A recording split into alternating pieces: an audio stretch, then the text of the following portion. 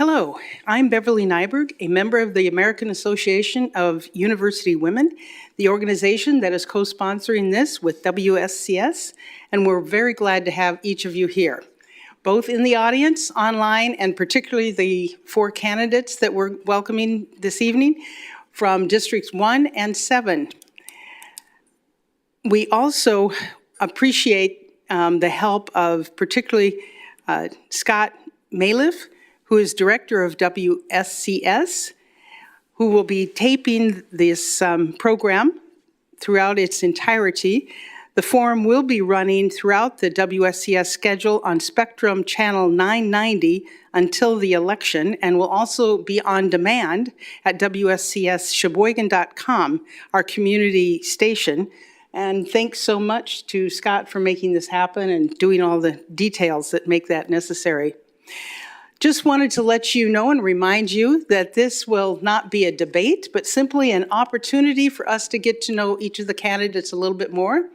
I will be posing questions. They will primarily have 2 minutes for each question, and we will rotate the order in which they're asked these questions, so each one will have more of a head start to think about the answer for the next one. And it'll take approximately, we anticipate, an hour and a half to go through these questions. So now I'd like to give you all the opportunity to meet the candidates, and like each of them to introduce themselves for 1 minute, and then we'll actually begin the questions. We'll start with Barbara Felde. To AAUW for hosting this forum tonight. My name is Barb Felde, and I am the District 1 alderperson. I have been representing District 1 since 2019. I have been president of the Common Council since 2021. A little bit of background about me. I was born and raised in Sheboygan. I worked for the Sheboygan Area School District for a little over 29 years. My husband Dave and I bought our home in Sheboygan over 24 years ago. We happily raised our children there. I really do believe that Sheboygan is the best place for people to live, work, and play. And it has been an honor to serve the constituents in District 1. That's all. Thank you. Now, Aaron Gunther. Good evening, Aaron Gunther. Really glad to be here. Grew up in the city of New Berlin. Went to high school there and left when I was 16. Went into technical college because I didn't do well in school. Really had a lot of people, teachers especially, tell me that I would never make anything of myself. And that motivated me to start a business, which I did when I was 18. Moved out of the house just before actually my 18th birthday, and started a marketing firm, which I sold in 2004. Went to work for a client in South Florida, and eventually in the tobacco business in Miami, working for one of the largest family-owned tobacco growers in the world for cigar tobacco.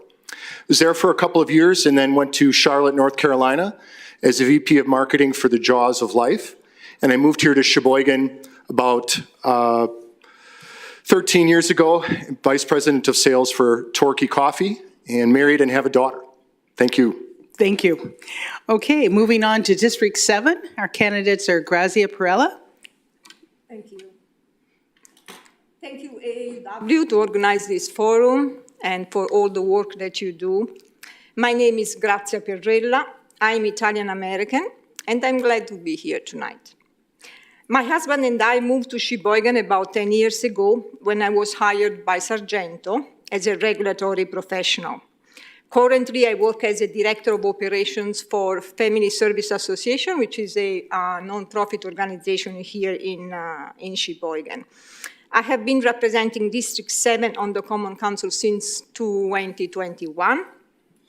I'm currently working towards a doctoral degree in public administration. I am a stepmother of 3, a step-grandma of 2. I am on the board of Mental Health America, which makes me really proud. And I have a dog, and a cat. Thank you. And Paul Hankins. Hi, I'm Paul Hankins, and I'm newer to Sheboygan. My wife and I have lived in Plymouth for we lived about 33 years. She's from the area. And then about 3.5 years ago, we moved here. And a spot jumped out and bit us that we could not pass up. And we absolutely love it here. We're just so happy to be in Sheboygan every day, just about every day. At least once a day, we turn to each other and say, this is where we live. And it never gets old. So we met in a Christian band, a rock band, 37 years ago. And we've been making beautiful music together ever since. But the thing that has really sealed us together has been our faith in Christ. And so there hasn't been more than a handful of Sundays in all of that time that we haven't been in a church leading worship on a Sunday, and that's a joy. So Thank you, Paul. We're glad to be here.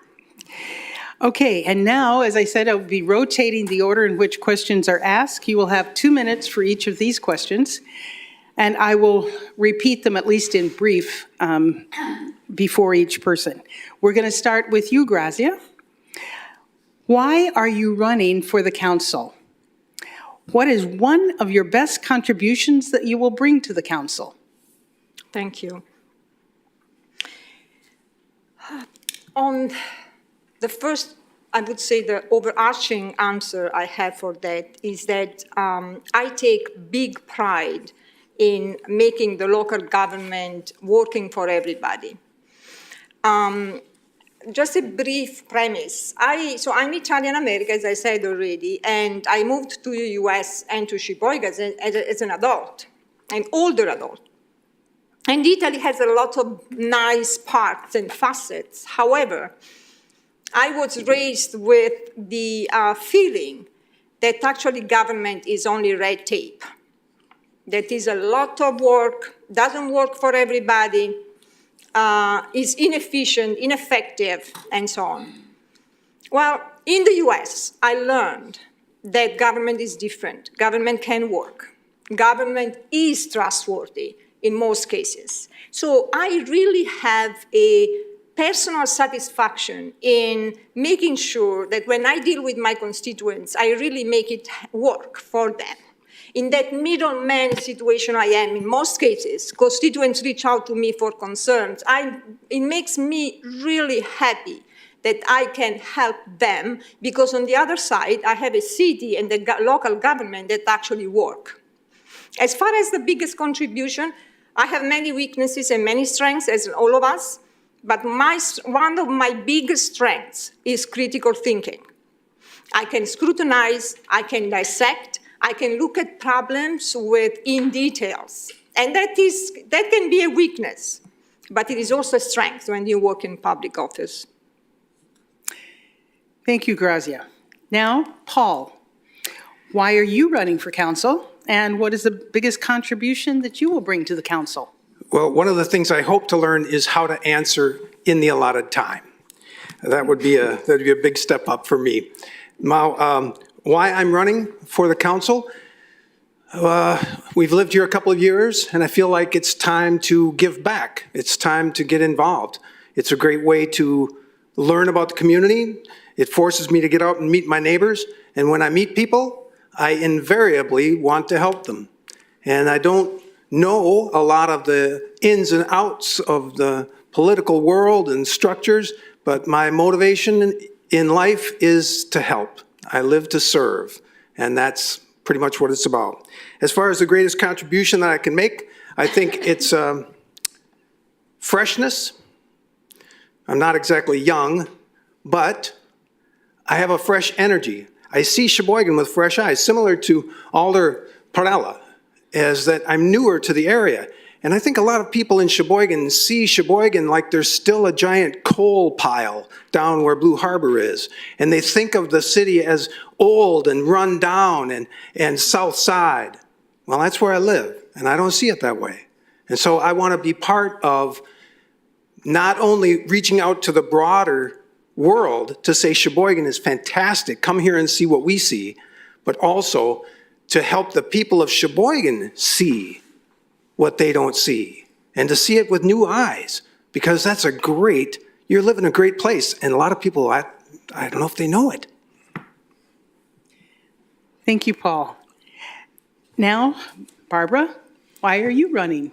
And what are you bringing to the council? Being the first person, the only person of this group of people, I have 4 years already on the council. I have that experience, my strong leadership, and the problem solving with questions that my constituents call when they have problems. If I don't know the answer, I call one of the departments that problem would belong to and get an answer from them, or have them call my constituent. I'm a hard worker. I can double task quite easily, and finally, as someone who grew up in Sheboygan and has lived here most of my life, I have never moved farther than Cleveland, Wisconsin, 20 minutes away from Sheboygan. This is my home, always has been, and always will be. My husband and I, we love our house and our yard. It's getting a little bit too big for us, but we keep on trucking, and I bring a lot of leadership ability to the position. Thank you. Thank you, Barb. And now, Aaron, why are you running for council, and what's your best thing you're going to be able to bring? Thank you very much. I decided to run about July of last year, and really I just felt like it was my time. There are about 6,000 customers that I interact with, about 3,000 here in Wisconsin. I meet a lot of people, mainly in restaurants, hotels, grocery stores. And then I walked into a buzzsaw on January 9th, trying to understand why council went into closed session and operated the termination of the city administrator behind closed doors. I don't trust government. I don't trust anybody. And my contention is that we ought to hold government accountable to know what they're doing. You wouldn't accept a notation in your checkbook which said, "Just trust me, I know what I'm doing." You should want to hold your opposition accountable, and I want to hold these opposition accountable as well. So the reason why I'm here tonight is to bring some exposure to the case that there's a federal lawsuit against this city and the council. Beyond that, last night, L.A. Guevara and Jamie Hack, two of the named extorters in the federal lawsuit, also filed suit or threatened to file suit against the city because they claim that the extortion didn't happen. Well, let's find out. Let's ask the people who were at the meeting and get it on the record before we hand out any more settlements or go to any more lawsuits. This is becoming ridiculous, and operating behind closed doors is very frustrating to me personally. So, when I'm elected to the council, one of my first ordinances will be to release all the privilege, including attorney-client privilege between Chuck Adams and the lawyers, and make sure everybody knows exactly what happened. Thank you. Thank you, Aaron. Okay, now moving on to the next question. It's, what are the 3 most important challenges facing the city council? You've already mentioned some, but you will have 2 minutes to further discuss that. And Aaron, we'll let you keep going. Okay. For 2 minutes. What are the biggest challenges threatening the council, or facing the council rather? I would say the city council and city government is designed for a couple of very basic things. And one of them isn't pushing diversity, equity, inclusion, gay rights, and whatever else. It should be pipes that carry water. It should be police and fire department that protect us, and streets and roads and sidewalks and facilities and infrastructure that allow our city to be great. That's what makes a city great. The council isn't here to push agendas and change the way people's hearts feel or think. And it's not here to push agendas to force and browbeat people into believing one ideology over another ideology. So the first challenge for the council, we have 8 of 10 of the council members that are lock in step with an agenda. That has to stop, and we need to focus on police, fire, Department of Public Works, infrastructure, water. That's what we're about. So beyond that, the city council, budget items, or whatever else, I'm focused on those things that matter for the citizens of Sheboygan for what the purpose of government is. Thank you so much. Thank you, Aaron. Barbara, what do you think are the 3 most important challenges facing the city council? Building revenue, generate more income, increase housing. There is a housing differential in the city. We need more affordable housing. I bring it up at all of our meetings when we talk about housing. I always want to know, if the housing is going to be affordable for people. And one of the most important things that I always say is affordable to you is different than affordable to me. So that's something that we're always tackling. Increases to the local businesses. We want to keep them going. We don't want to see them closing their doors, and we want to see them hiring more employees. And housing is important if we're going to bring employees to the area to work for the businesses, not only the downtown businesses, but the manufacturing businesses. They're hiring too. That's it. Thank you, Barb. Okay, now to Paul. What do you think are the 3 most important challenges facing the council? Of the challenges that the city's facing, housing is certainly one, and yet the city is not a developer. The city should assist, should facilitate, should welcome, should create an opportunity for developers to come in and be welcome, but there's still a role for the city to play, and finding that right role is important, as Alder Feldy said. Another challenge is just infrastructure. The city's getting older. I'm not talking about the people, although it seems that is also the case. But the city we've been here a while, and that's great. But the things fall apart faster as you get older, as we can attest. So keeping the streets well maintained, in good repair, and I think there's a good program in place to make that happen. There's good planning, as far as I can tell, that have been in place, but kind of sticking to the basics, the meat and potatoes of government. And to echo another sentiment, I think one of the other challenges at this point for the Common Council is restoring or instilling trust. I'm sorry, but just watching some of the things that have been happening in the city, I feel like Vince Lombardi on the sidelines, and he's standing there in his short sleeve shirt, and he looks out there and he goes, "What the heck's going on out here?" So I think people want answers, and they deserve them. Even if everything's on the up and up, they just need to know it's okay. Thank you, Paul.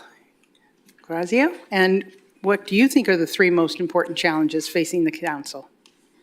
To echo some of my colleagues here, affordable housing is one.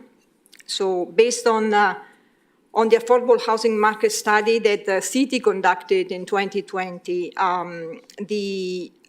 that study shows that the Sheboygan rental vacancy rate is not healthy.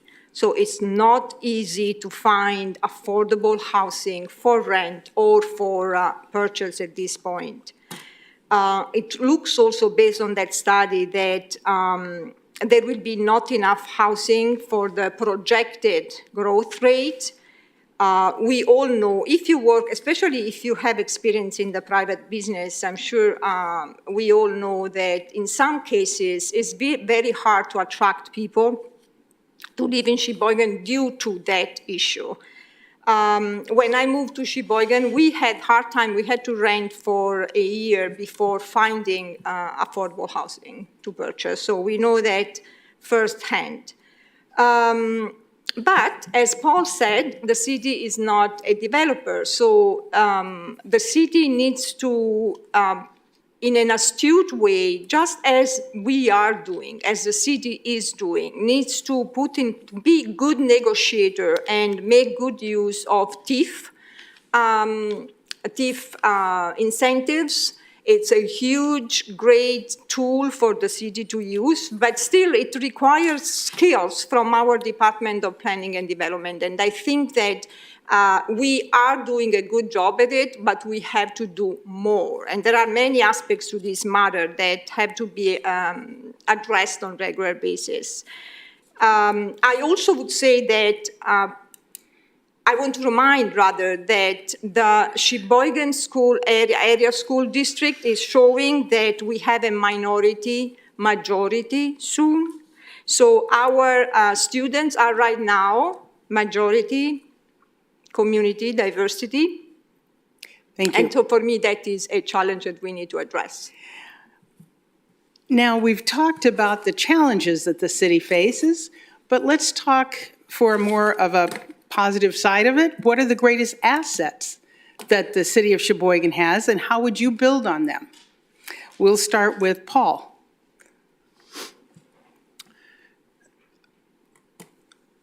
I think the greatest natural asset, of course, is Lake Michigan. I look at it every day, and I can't believe I live here. That sounds like a broken record, right? But I've met people that have moved here from Brazil and are Olympic sailors. And when they saw what the marina has to offer and the Seas Organization, they moved here. And I said, why would you move to Sheboygan from Brazil? They said, just take a look. It's such easy access. It's beautiful, and it's a great draw. So that's one of the greatest resources, natural resources, and I think marketing that externally, but like I say, marketing it internally. I think a lot of folks haven't been there in a while, or they see it with old eyes, and that's understandable, but we can do better. When it comes to the greatest resource, I think it's the people. And we're a little quirky, and we like brats, and we like bar food, and we go for fish lunches, but that's part of who we are. And that's our character, and I don't want to lose that. I want to market that. I want people to come here like it's Lake Wobegon. I want them to come here because it's real, and it's not a carbon copy or a cookie-cutter version of some other city that we want to be. Sheboygan is too good for that. So I want to build on the people. They work hard. They're good, honest, kind people, and they've got a sense of humor, and they're fun to be around. So I want to work on that. Thank you, Paul. Grazia, what do you see as the greatest assets of the city, and how would you want to build upon them? I agree that the natural resources of the area are a great asset, and that, of course, includes the lake. I do also share that sentiment that I am in awe each time that I have the time to walk on the lake shore, so I agree with that. But especially, I can see that as a business, from the business perspective, the lake and the summer sports and the activities that attracts are, from the business perspective, make a lot of sense. As you many of you may know, there will be a boat race coming up in August. I mean, that is a huge event which will attract thousands of people. That is a lot of money coming into the pockets of Sheboyganites, and in addition to the fun that will bring. And so that is something that the fact that the size of the city is a great size, it's not too small, it's not too big, it's attractive to many. I can see that it is also changing. It is becoming more and more vibrant. It is becoming more attractive to, for example, the younger crowd.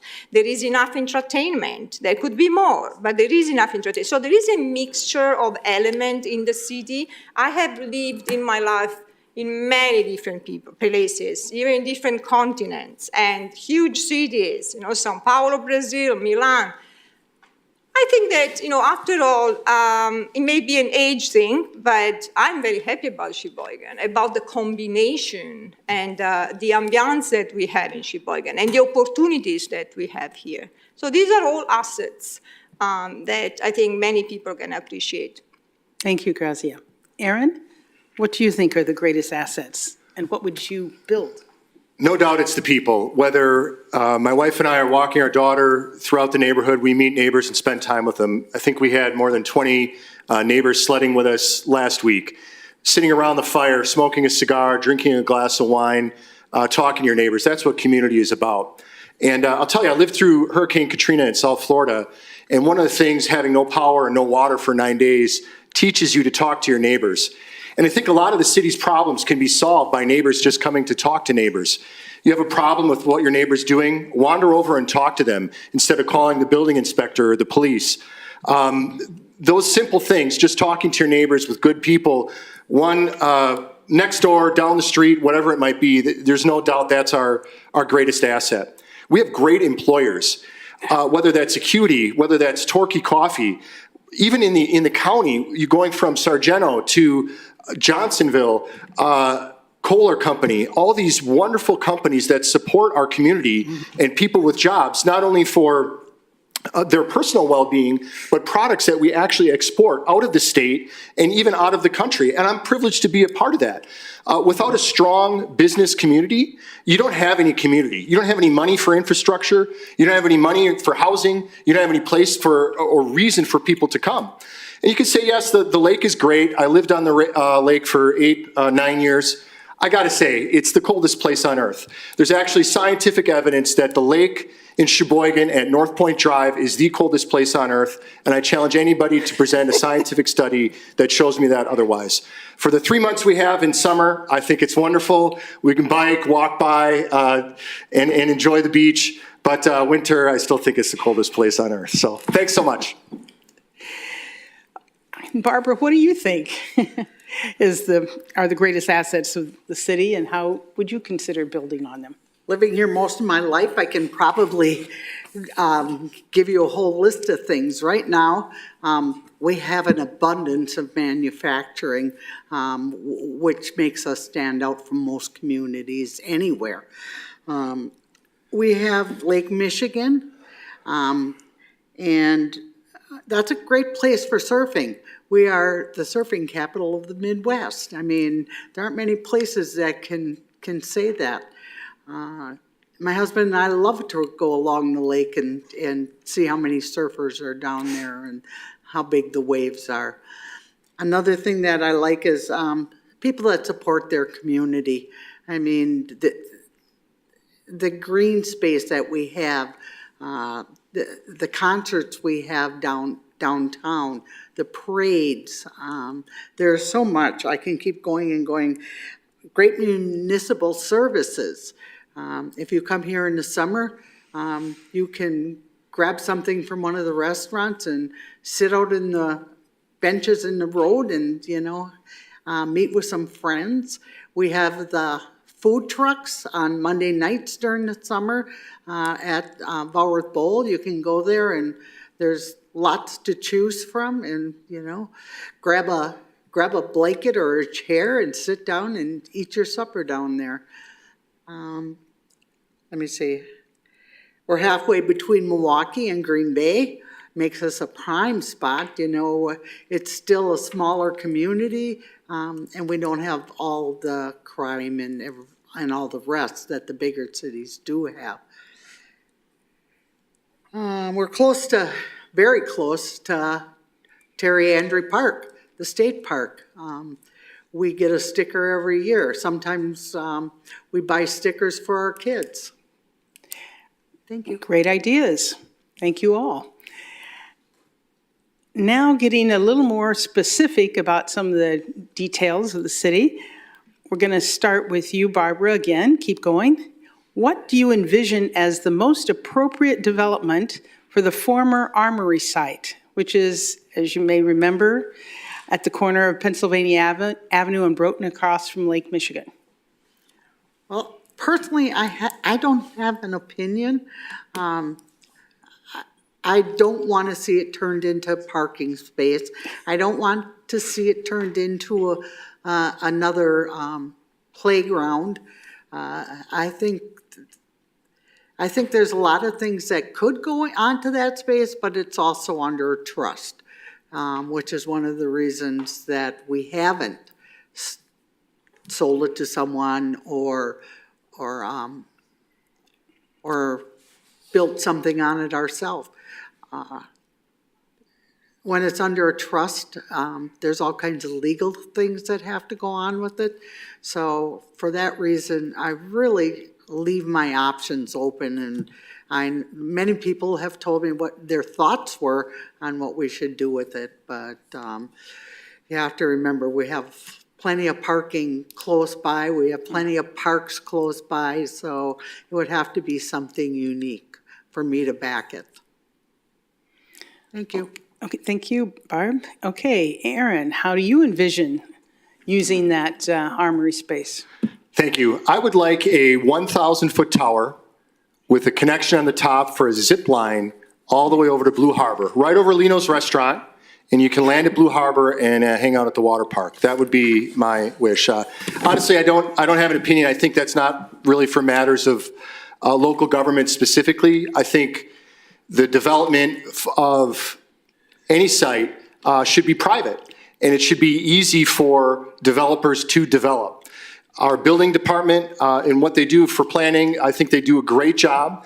And many times we just need to get out of the way. Government itself needs to get out of the way of developers and let them do what they want to do, and that will, by default, make our communities better. So my first vote is zipline, 1,000-foot tower. I think we can do it. And I'm going to start a GoFundMe page, I think maybe tonight, for the zipline in Blue Harbor. Thank you. Thank you. Grazia, what's your innovative idea for the use of the Armory site? Yeah, I don't have a specific ideas. I would be open to consider and look into projects coming to our table. I wouldn't be opposed at all to that area developed with housing. We need housing. It could be a great project there. As it was said already, though, so I don't, the situation there is kind of stuck at the moment. And that is due to the fact that actually the river was going through that area, which has literally, if my memory serves me well, diverted. So that creates a situation that basically it's almost that has not been fully updated on the state level. And so it is a situation that has to be solved. Now that's something that we can do in the sense that we as a city can help to unstuck that situation, but then we cannot do anything to develop there, right? So I would consider, if that situation unstucks, also thanks to the advocacy and the help of the city on that, I would be favorable to a development which includes also affordable housing. So I would definitely consider that, and I would consider other projects if developers come up with something once the land is actually available. Okay, thank you, Grazia. Paul, your ideas. I hadn't thought of the zip line thing. I really hadn't. And it's just genius. I don't know. It's so evident. I've learned in watching some of the former forums from my counterparts here on the council that the river, technically those people are living underwater over there as far as the state is concerned. And until that's rectified, we can't do anything with that land. I think there was a great documentary that was done. I think Scott Maliff actually put that together on the history of the Army, and it's available on YouTube, on the WSCS channel. Wonderful. It's a great tribute to the history. I didn't know that there was so much sentiment built up in that building. So it was tough for a lot of people to see it go. So as far as what would go there, everything everybody else has said, especially Aaron, is great. But my hope would be that it would maximize, that it would kind of incorporate who Sheboygan is, what we have. It wouldn't just look like something was cobbled on. It would be kind of authentic, and it would celebrate and incorporate the good things about Sheboygan. Would also, I like the idea of housing or a combination of condos and hotel with some small boutique things that could be kind of a bootstrap up to the 8th Street area. Anything we can do to connect that area, which is thriving. It is thriving. And that's amazing. I remember when 8th Street was cobblestone back in the great mall wars of the 70s and 80s. And people thought the downtown was going to die, and it's back. And it's better than ever, I think. So something that would tie in and draw in as well. Thank you, Paul.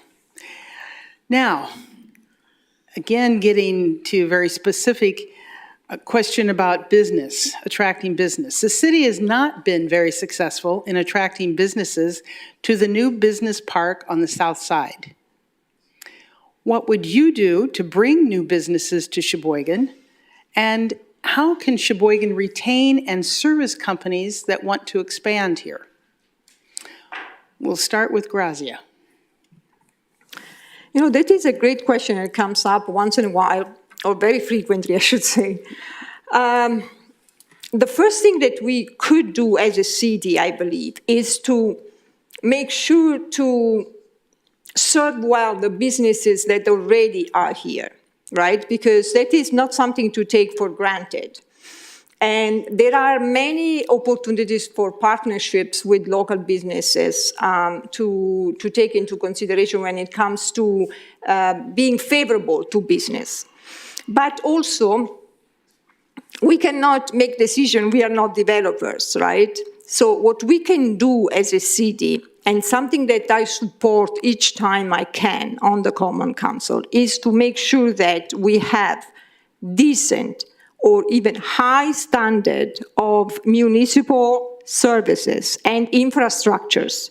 So that area, for example, the business area that you were referring to, we have to make sure that that is ready for business, as we have been doing, for business that will come up with interest for that. And it will happen. And when that will happen, we will be happy that we made sure that the infrastructure was there. So it is a responsibility of the city to make sure that, again, the infrastructure is there, and that we do a good job to be open to people of interest around. And that is, I think, a responsibility of the Department of Planning and Development. They have to be able to understand what are the developers and what are the businesses that are looking for new places that they can try to entice in this area. So it is basically a huge challenge for the Department of Planning and Development. It's not something that anybody can do. They are there for that reason. So they have to be, the infrastructure has to be there, and the work of the city looking for possible developers has to be there. Thank you, Grazia. Paul, what would you like to say about attracting and keeping businesses? Well, by temperament, by nature, I am a promoter. And I would be great in sales. I could just never find a product that I could completely get behind until I met Jesus. And that's a good one, because everybody needs him, and it's totally free. And it never wears out either, by the way. So, but as far as what to do to attract more businesses, I think it's kind of simple. And are there cities and states that are growing in the United States right now? Yes, it's very easy to see. Florida, Texas, Tennessee, South Dakota. Are there cities and states that are bleeding people? Yes. California, New York, Illinois. Why? Maybe if we just did the things that Florida and Texas and Tennessee are doing, those kinds of things, and stay away from the others, we'd be attracting a lot of people. I think of all of the law enforcement that have been castigated and insulted and impugned across the country and have left big cities in droves, left the force that they loved because they were so mistreated.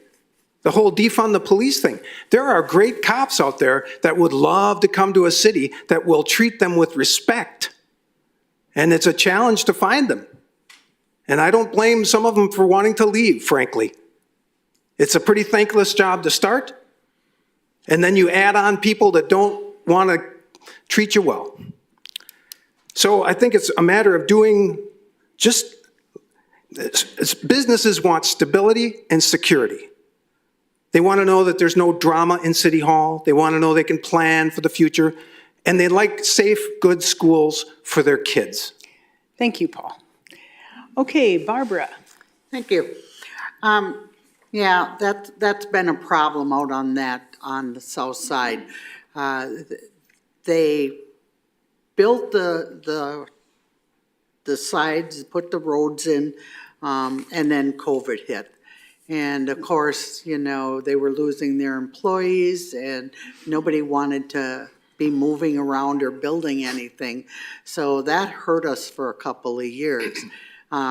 We're past that now, and I think we're gonna see that start to pick up out in the business park. We also just purchased some farmland in that same area out there and plan on developing it into housing. So that'll be good for a good advertisement for the manufacturers that, you know, maybe do want to build something out there or move their company even to Sheboygan because it is such a great city. I'm not in the sales department, so that is not my job in the city, but I do encourage them all the time to try to get that built up out there. That's it. Thank you. Thanks, Barb. Aaron, attract and retain businesses. Thank you so much. The first, our Director of Planning and Development, I think the current council members have been pretty darn hard on him. Going through the fourth quarter of last year and all that has happened, I think you owe him some respect and gratitude, and I'd hate to see him leave the city. That would be a tragic thing. So keep that in mind. Businesses have, and I'm a salesperson, I say it proudly. What is sales? Sales is you give me money and I give you product or service. It's that simple. The job of a salesperson is to describe the product or service in a way that makes somebody want to give you money. That's what's called a good deal for both parties. So how do we do that for businesses? We give them a presentation on what this particular location offers and make it attractive to them. Now, how do we do that? The first thing that comes to mind for me would be low taxes, maybe a tax holiday or some incentive to get them to come and build. The second thing is I believe our ordinances, building codes, all that needs to be overhauled. I'd love to take on my shoulders that responsibility of completely overhauling our ordinances and making sure it's very easy for development. Not only for housing, you talk about affordable housing, why people don't want to invest. It's because it's a pain to deal with the city of Sheboygan. Let's fix that. It hasn't been done so far. Let's fix it. Thank you so much. Thanks, Aaron. We're going to move on to the next question about, speaking of taxes, how can the city generate revenue other than just increasing property taxes? And we're going to keep on with you, Aaron. So how can the city increase revenue? Other than through property taxes. Yes, the really simple branch and tree model for a city. It's very simple. Businesses have to be here. Businesses employ people. People live here to come and work at those businesses. That's what funds everything else. If we have no business here and we're an entirely residential community, the financial structure won't work. If we're entirely business and we have nothing but an industrial park, it's not going to be a great place to live. It's not going to be a great place for people to be. So what we're talking about is balance. balance from great businesses that we want to keep and retain and great people to live here and make this community their home. Thank you. Thanks, Aaron. Barb, what would you say about generating revenue other than property taxes? We're working on that right now. One of the ways that we're looking at is to go after people that are delinquent in their taxes. So we're working on that to bring in more money. Also, another way is new housing. If you can put up new houses and get people into them, that's more tax base coming into the city. We don't have many people that are not paying their fair share, but there is people out there. So I think we have to do a better job of, finding those people, whether it's through their taxes or fines, all the different ways that there are. We've been a little lax in that, and we're starting to get the hang of it now. So I think we can do a better job, and, maybe a round table of suggestions on, how we can bring more in. Okay, thanks, Barb. Yep. Okay, Paul, what do you think about increasing revenue without increasing property taxes? Thank you. I think that I'm not as equipped as I'd like to be to answer questions like that, and I have a lot to learn. Fortunately, there are some people with some really good minds that are already on the council. Also, the staff, the administration, and the city department heads are some excellent people. I made a point of going around. I think I met with 9 or 10. And I sat down and I found them without exception to be sharp, quality, hardworking people that really are in it for the right reason. They could be making more in the private sector, but they want to give back. And I'd want to retain those people, that's for sure. I'm nervous that we've created a culture that makes them afraid for their jobs or want to leave. And I think that's probably the best way that I can think of to increase revenue is to attract more business. And to attract more business, we need to demonstrate that we give you a better city for your buck. We all know that word travels fast when you find a restaurant that gives you good food in healthy portions, quickly, without a lot of drama. And they don't charge a lot of money. That place will always have people. And a city that can say the same thing, basically, to prospective businesses and people will draw them in.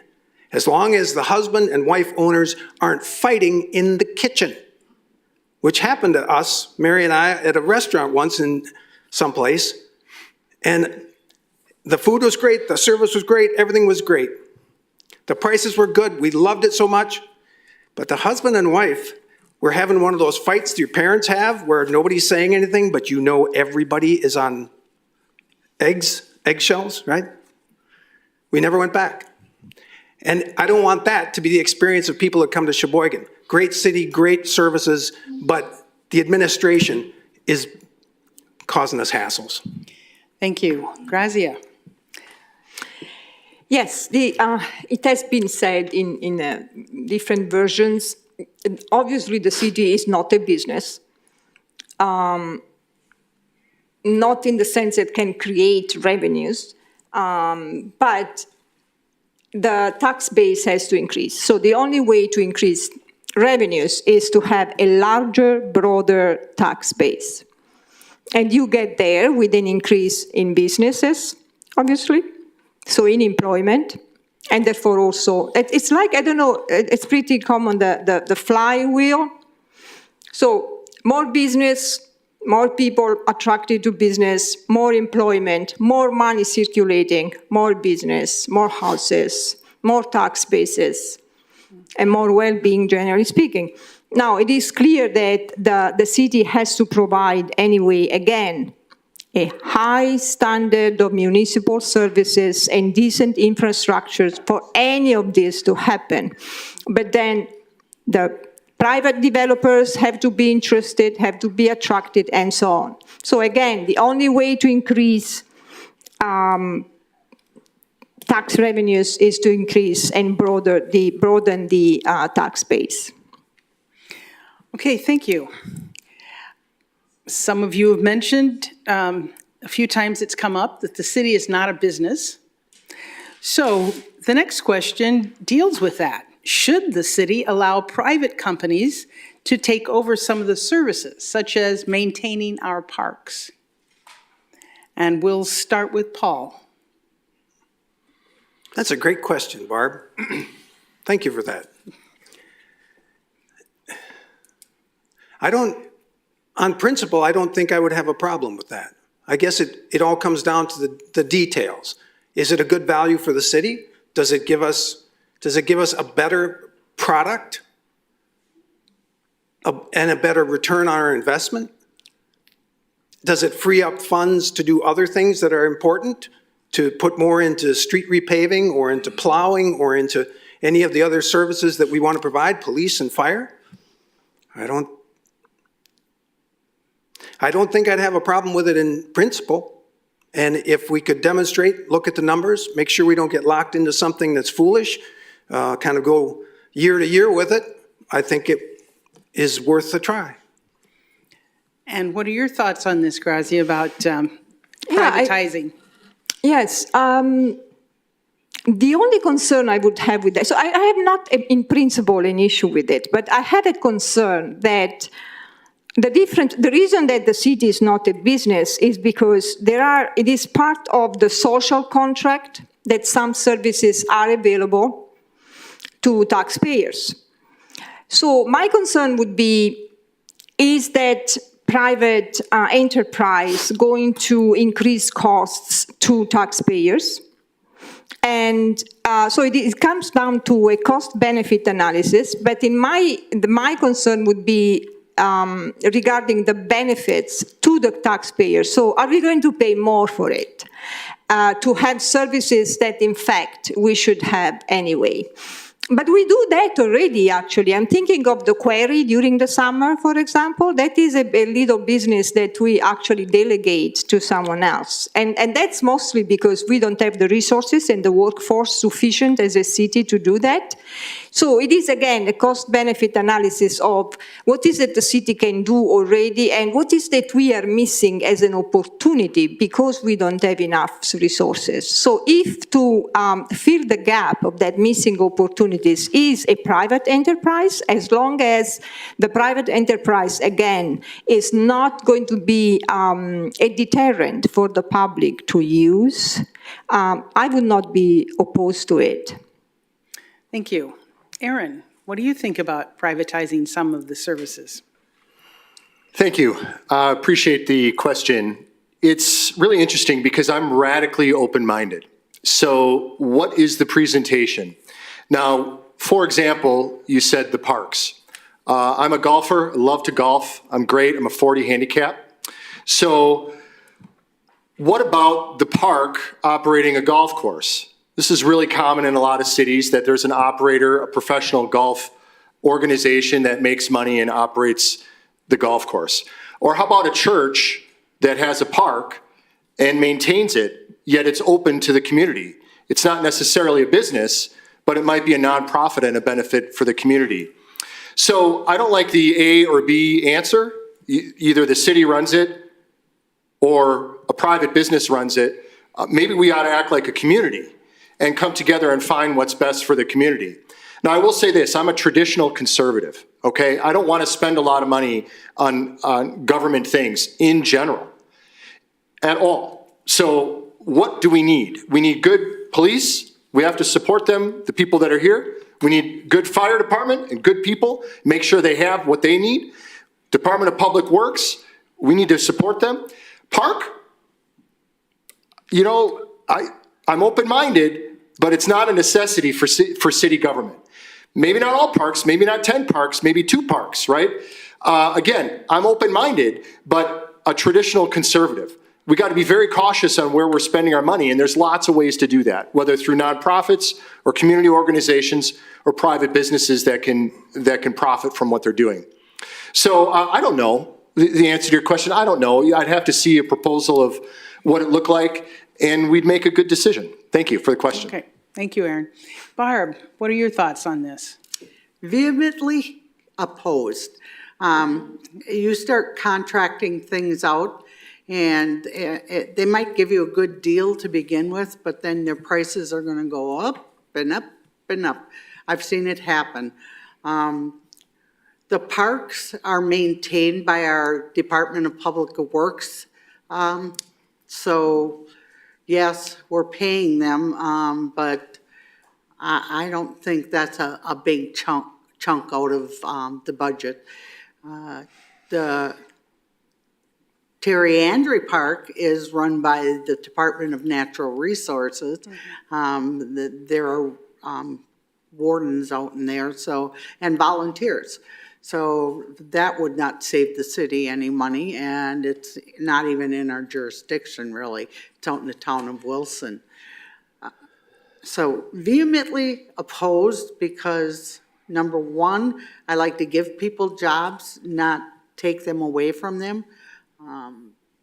But I think there are some ways that we could probably save some money one way or another, and we'd need to look into that, but not by contracting out the work. Okay, thank you, Barb. I'm going to let you keep talking. People brought up about needing to support the police. So one idea is having social workers team up with 911 dispatchers to assist the police as needed. What do you think of that, Barb? I like the idea. I just hope that they can find enough social workers that want to take on that. I have done a ride along with a police officer, and you know, I truly believe that we need more mental health professionals to go along with some of the police officers, especially when they already know it's a mental health issue. So I wouldn't be opposed to it. I would approve of it. And I'd have to talk to some of the police officers and see how they would feel about it. But I'm sure they would rather have it too if they're coming into a home or an area where somebody's carrying some kind of a weapon. Doesn't have to be a gun, but I think our police officers would probably be in favor of it, and I wouldn't stand in their way if they're for it. Okay, thank you. Aaron, would you support having social workers team up with 911 dispatchers to assist police as needed? So first, I went to college for criminal justice through the academy, right along. I've seen quite a bit. Also worked in the ER and a trauma center, and was a firefighter and EMT out on the road. So I have real world experience on the street, which is more than I can say. Our police are in an impossible situation. And I cannot imagine what they're going through today, especially without the support of the community, which has come back a little bit after the mostly peaceful 2020 and the defund the police of 2021. They need a social worker in the car just to have enough confidence to go out on a call. It's gotten to be absolutely ridiculous. And for what? For what? To say everybody's racist and we need to do something about that? And let me tell you something right now, as a white Christian, right here. Read Revelation 5. Revelation 5 says, all languages, all peoples, of all tribes, children of God, all. So when I come out and I say I'm a Christian, and I'm here, all of a sudden I'm racist or whatever else by default. It's garbage, and I'm sick of having that shoved down my throat.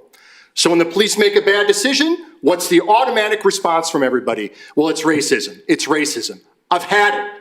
Support our police so they don't need the social workers in the car. Please.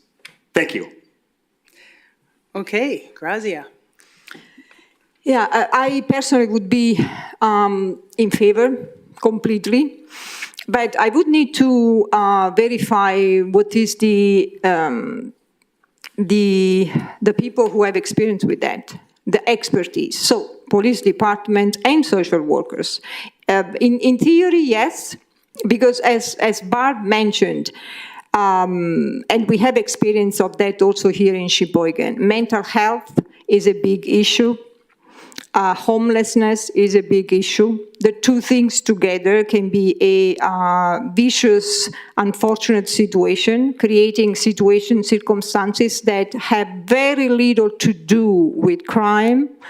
And so I think that actually would be, for me, I heard of this idea already some time ago, and I don't know if it has any effect, if it has any traction yet in the police department as something that they are evaluating. I'm not aware of it, but I would support the focus on the idea to verify whether it is feasible from the practical perspective. And then, of course, as Barb said, there is also an issue of recruiting social workers, and especially in situations that are, in theory, more dangerous than the other employment opportunities. Thank you. Paul, what do you think about social workers teaming up with 911 dispatchers to help the police? I have to say, I'm glad I got to go last because there was a lot to think about and a lot of good comments that were made.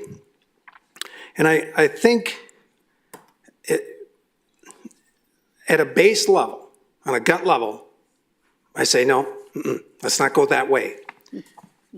Because it builds the bureaucracy, it builds the administrative state, and it gets us into social helping and engineering, and that's not the role of the police department. And to add that to their job, or to add people to that department, okay, what has to give? These people are going to want to be paid, right? They're going to expect benefits. So how do we fund that? We talk about increasing the tax base and doing a better job with taxes, but then we're going to start adding people. How do we vet them? How do we determine what the best kind of worker is? What are the liability issues for a person that goes out and counsels with someone who is a suicide risk and they jump? Are we covering that? What do we do for their mental health when they need help? So the downstream can be pretty tricky with that. And I see it as it's a sad reflection on where our culture has gone, is that because on a broad level, we've moved pretty far as a nation from our founding. And our founding is pretty decidedly Christian. We are not, though some friends of mine would argue with me, we are not a Christian nation. But we are a nation that was designed for Christians. It works if people have those principles. And if we can, it's not my job as an alderman, but I'm praying to that end. We need to move in the direction of getting people help without more workers, social workers. Thank you, Paul. Okay, we've also talked now about the city council recently terminating the city administrator. Should the council consider changing the form of government and eliminate the city administrator position? We're starting with you, Grazia. Thank you for the privilege of responding that question first. Think nothing of it. So if the question is exactly if changing the form, I would not agree with that. I can see that there is enough work for a city administration. So if that means the idea of not having a city administrator and having only a mayor, as it was a few years back, I have not gone through that experience. I didn't experience firsthand how it worked then. However, the way I see it right now, it looks to me that there is enough work for the mayor and for the city administrator. And especially it requires a specific skills set that you would not demand in a mayor which is a elected position, but you do demand in a city administrator, which we recruit. So I would not be in favor of that change in itself. I think that having a city administrator who has the right skill sets and the right soft skill sets is a good solution. Thank you. Paul, your thoughts on the role of the city administrator? Should it still be there? I've got a brother who is on the city council in my hometown of Clintonville, Wisconsin. And they went to a city manager, same thing, years ago. And he explained to me the values of that it keeps the politics a little bit more at bay because they can creep in wherever people are and where there is power to be had. Yet it gives continuity of services, and you can hire someone based on how good a job they do, not how well people like them in the community. So I'd be in favor in terms of continuity of service, quality of service, a good product. We just want a good product in city government. And an administrator, a good one, can do that. What I would want to change is to go back in time. I think we lost a good one. And they don't come along that often. And I don't know, I can't know all the things that happened with Administrator Wolf leaving. I can't know because it's all behind closed doors and sealed off. I can tell you that what I can know, I feel embarrassed. I feel embarrassed that it was this poorly handled. If it was done, if the right thing was done, the way it was done was not good. It could have been better. And now we're going to go and try and hire someone to come in and take the spot of someone who had been on the city council for 10 years, had been president of the city council before he was the administrator, and after 2 years in office, out the door with no explanation. This is not the way to attract good workers. And I think it's had a trickle-down effect, it sure would on me, of the people who are left in this building, who are doing a good job. They're saying, who's going to protect us? Who's next? That's not the way to build a good, steady government. Thank you. Barb, your opinion, should the council consider changing the form of government and eliminate the city administrator position? Oh, I'd like to pass on this one. I'm kind of broken between the two. You know, I worked with a city administrator, and I've also lived in Sheboygan long enough that I've seen what it was like before when we just had a mayor and not a city administrator. So I've seen both of them work. I don't know. I really have mixed feelings about it. You develop relationships with people. I had a relationship with some of the past mayors, and I had a relationship with Todd. So, like I said, Daryl Huffland had left shortly after I became a council person. So I'm just open right now. Okay, thank you. Okay, Aaron. So I'm probably the most qualified person in the room, even more so than the council members, having read through open records and confidential documents, unredacted as well, to find out what happened to Todd Wolf. And it's a horrible story, and the council should be ashamed. On January 9th, I said they were an embarrassment, and they're absolutely an embarrassment. And these facts are going to come out in a federal lawsuit eventually, and everybody thinks it's going to be okay, but it's not. It's done damage to me personally, stress at home. It's done damage to Todd Wolf and his family, and you people will be accountable for it. I guarantee it. So the position, first of all, the bigger problem is the mayor leaking and giving confidential information to Maya Hilty. And that hasn't stopped, and it's going to happen again with this lawsuit with Ali Guevara and Jamie Hack. So I think the mayor needs to be eliminated, first of all.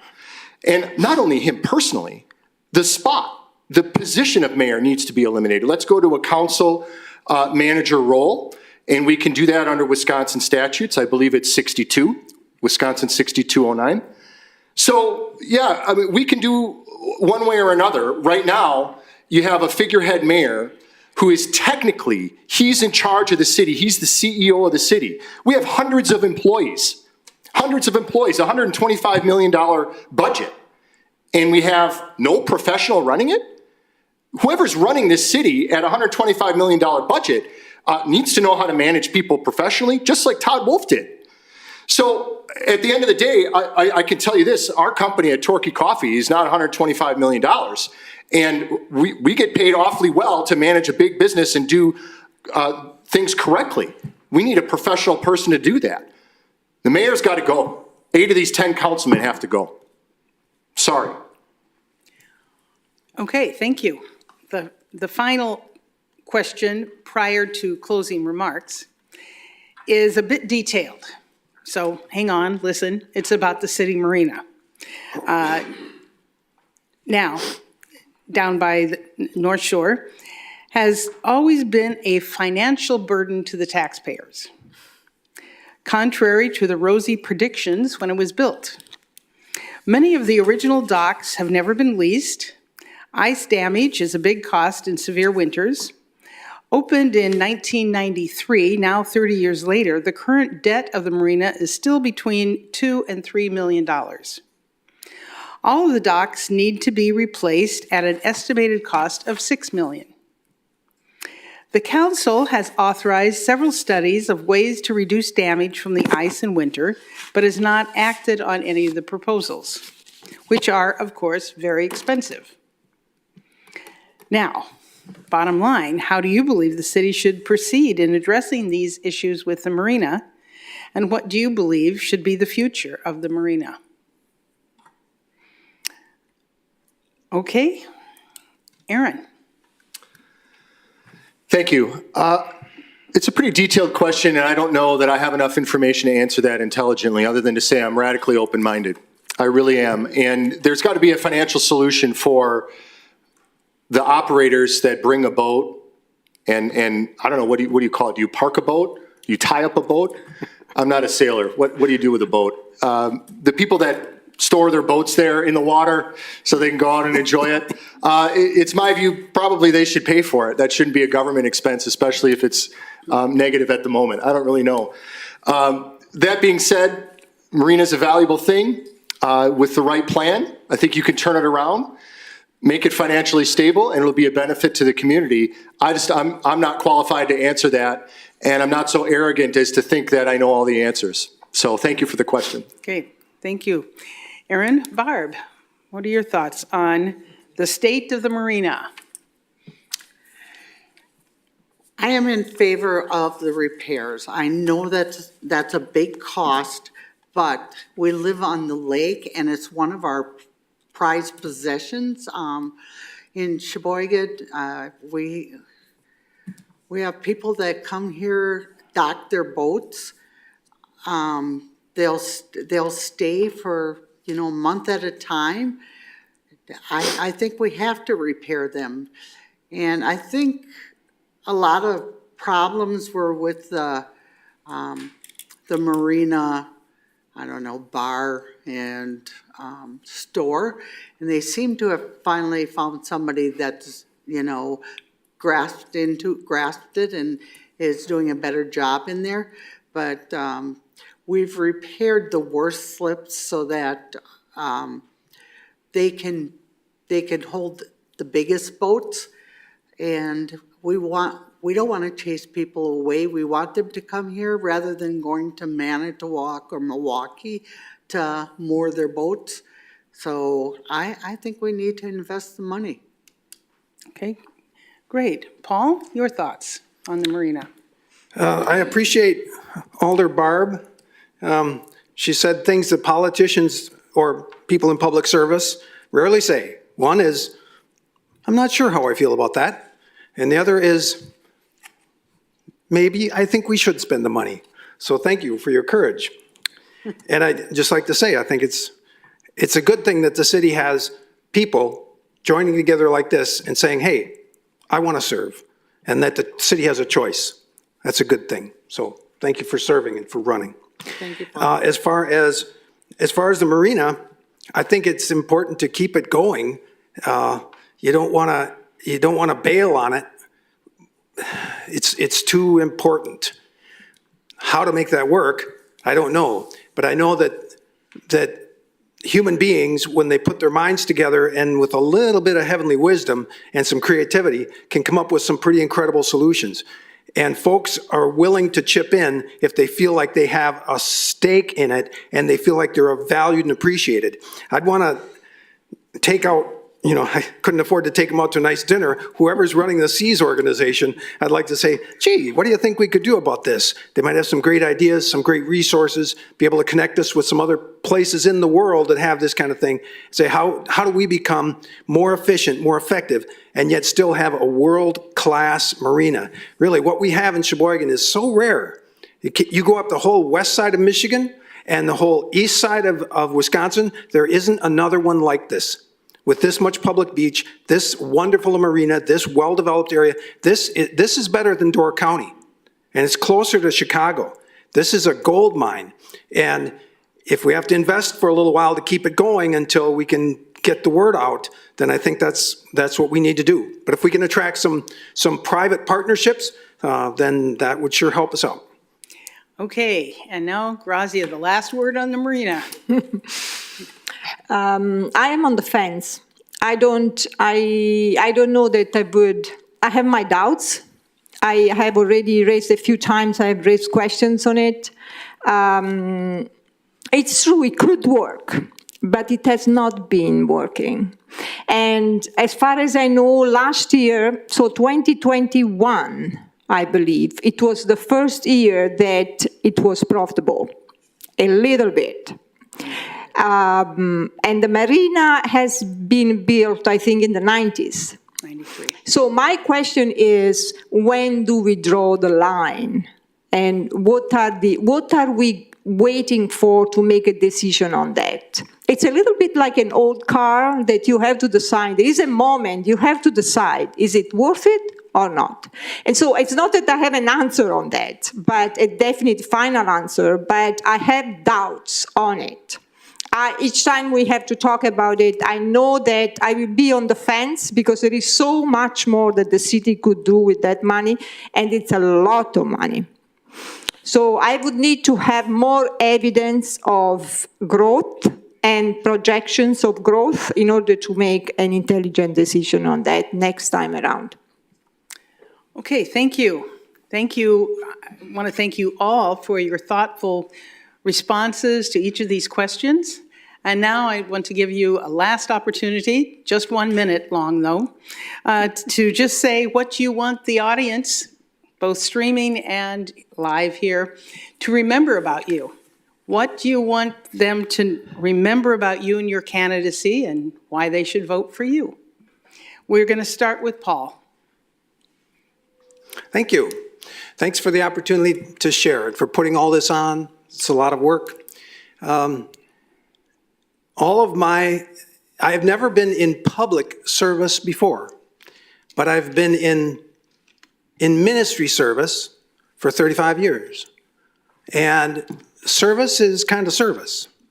And I feel like it's the time to broaden my horizons and step out into a little bit bigger field and apply that ministry heart to serving people in this community. And I think the time is now. I think we face a real crossroads in this community and in this nation. And it's time to bring a little bit of heavenly perspective to things. We need more help than we can get out of a tax base. And if I can be part of sparking something that leads us to working together more, then that's what I want to do. So I'm here to help. That's who I'm in. Thank you. Grazia. Thank you. Thank you again, AAUW, to organize this forum. Thanks to the public to be here and the public at home. I just want to reiterate the reasons, what is that my main goals are as an elder person. The safety and the well-being of residents, of all residents of Sheboygan are my concern. I want citizens to receive a high standard of municipal services, and I want our city to be well taken care of. The most important aspects about local government to me are accountability, number one, being a good steward of taxpayers' money, which I try to diligently do each time that I sit on this side of the table, and having an administration that works for everybody. I take my job in Common Council very seriously, I'm responsive, and I do my best to have the local government work for everybody. Well, as our mayor recently stated, we are here to build community and chase after our vision for a stronger Sheboygan. Thank you. I would appreciate your vote on April 4th. Thank you. Aaron, what do you want them to remember about you? Thank you so much. For me, I'm a person that doesn't trust government. I believe in smaller government, open government, honest government, and holding one another accountable. Local government is about police, fire, infrastructure, Department of Public Works. That's it. It's a really simple thing, and we need to manage that well. So if you're like me and you want open government and honest government, you want to hold your opposition accountable, I'm your guy. If not, you want to operate in the dark, in the shadows, with secrets and lawsuits, wasting taxpayer dollars, while being dishonest and lying, I don't want your vote. I don't want your vote on April 4th. So that's what I want everybody to remember about me. Thank you for the question. Thank you. Thank you, Aaron. And Barb. Thank you. As I shared earlier, it has been my honor to be the representative in District 1.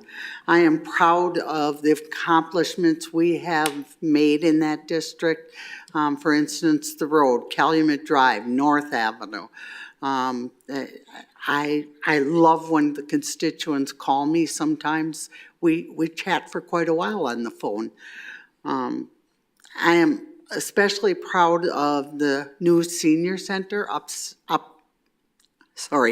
Uptown Social. There are now over 1,000 members. That is a great accomplishment. So I'm proud of that. I am on their board as a representative from the board. As I shared earlier, I am Barb Feldy. I hope you will vote for me. And if you do have any questions, please feel free to reach out. Give me a call. Thank you. Thank you again to all the candidates. We appreciate your being here and again, your thoughtful responses. And thank you to all of the rest of you who came. We're glad to have this opportunity to get to know you a bit better. And a big thank you to Scott Maliff for making the taping possible so that this can be available on demand at the WSCS Sheboygan.com website, including on schedule in 990. We wish you all the best in your endeavors, and we thank you again for even just running. This is a big opportunity.